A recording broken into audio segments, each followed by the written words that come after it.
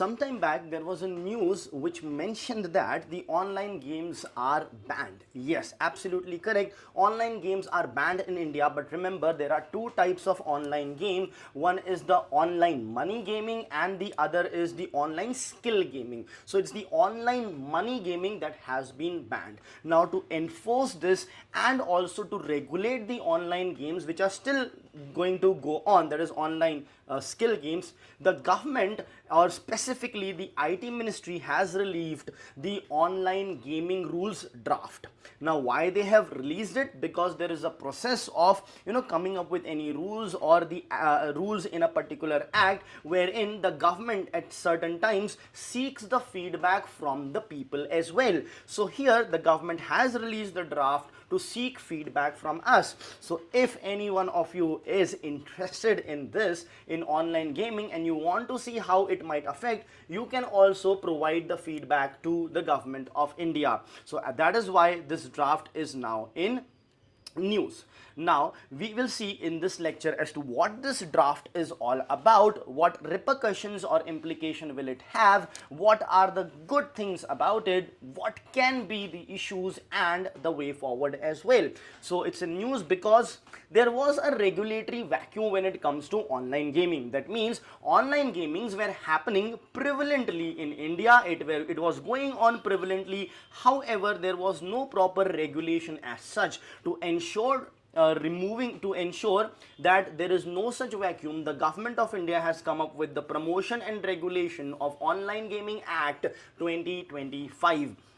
Now the draft of under this act is what has been released. Now it prohibits all forms of online money games. Remember, online money games. It does not ban all the online games, it bans all the online money games. But there are certain social games and the skill games which are also played online, which will still continue.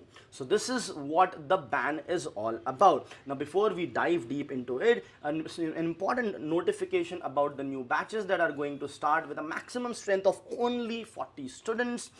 The edge that you get once you enroll with Legacy IAS Academy, some of them are listed over here. The most important being the one-on-one mentorship and doubt solving session, in addition to the regular interactions with the educators that you just saw over here. There will be daily mains answer writing practice, test series for of course both prelims and mains, and a 360-degree coverage of current affairs in which the entire week's current affairs will be covered directly in the live classes. So if you want to enroll with us, you can download the app via scanning this QR code or logging on to our website or calling on these numbers. Now let's move ahead with our news. Let's see what are the features of this draft bill. First things first, it wants to establish an online gaming authority of India. Like you have the Insurance Regulatory Authority of India, you have SEBI, you have RBI. These are the regulators in their sectors. In the same manner, the regulator of the online gaming sector will be the Online Gaming Authority of India. They propose to have it as a statutory regulator with chairperson and 5 members from various ministries. Now they will have the power to classify the game because certain games are banned, certain not. So they have to classify which game is which. They have to ensure who can register their platforms and so on and so forth. They will be this draft also comes up with the definition of online money game. So what is an online money game? Any online game involving a stake or a wager. Means if you are putting something at stake, if you are risking something, if after this game you are going to have any monetary loss, that means that's an online money game. Now other features are that there is prohibition and enforcement with respect to if you violate the laws or the guidelines under this law, that will be considered as a non-bailable offense. That means there will be no bail against it. Yes, you will be scot free if ultimately you are found to be innocent, but there will be no bail during the process that keeps on going. Now to compare this with the other cases in which bail is not allowed, which is non-bailable, is murder, is rape. Now these are the cases wherein no bail is allowed, and here also the government is coming up with a non-bailable offense.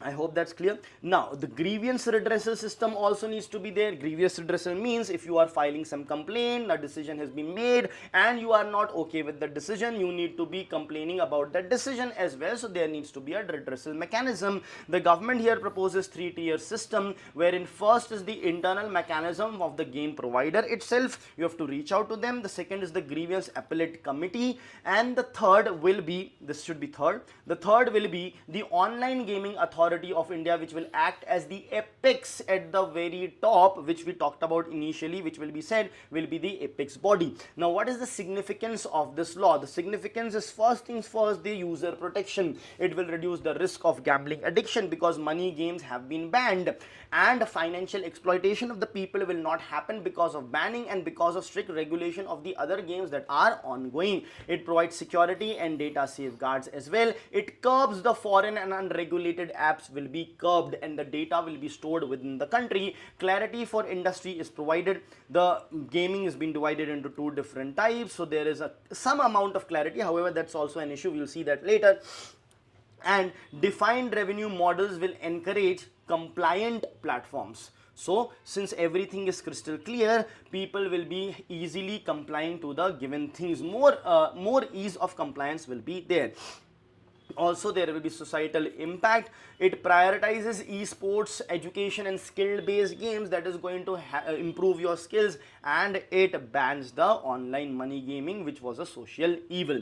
Now, there are certain challenges and criticism. Challenges being that there is a thin line between skill games and betting games. Many times Dream 11 and games like this were sold and given or propagated as skilled games, but ultimately they have been banned and have been now called as money games. So that definition might still have a very thin line. The implementation is an issue. The capacity of the regulator, etc., is a question mark because these things are tech savvy, and monitoring it will also be required, will be requiring tech savviness. Technology is the thing that we will be using to monitor these things, so that skilling is going to be an important thing. Basically, criminalization concerns is also there. You are providing non-bailable, you are saying that these offenses are going to be non-bailable, which will discourage even the legitimate investors, because sometimes even a genuine or an honest mistake can happen. So this will deter any legitimate investor also to stay away from this particular field.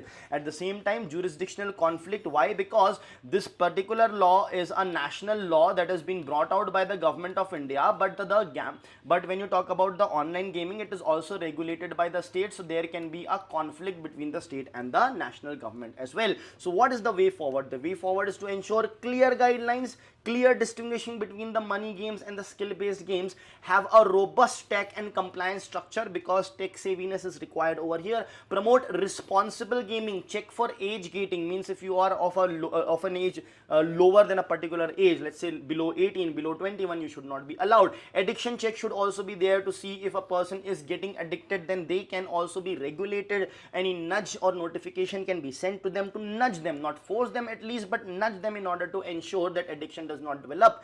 And also enhance interstate and state and central governments coordination in this, in order to move forward with respect to online gaming in a sensible and responsible manner. Thank you.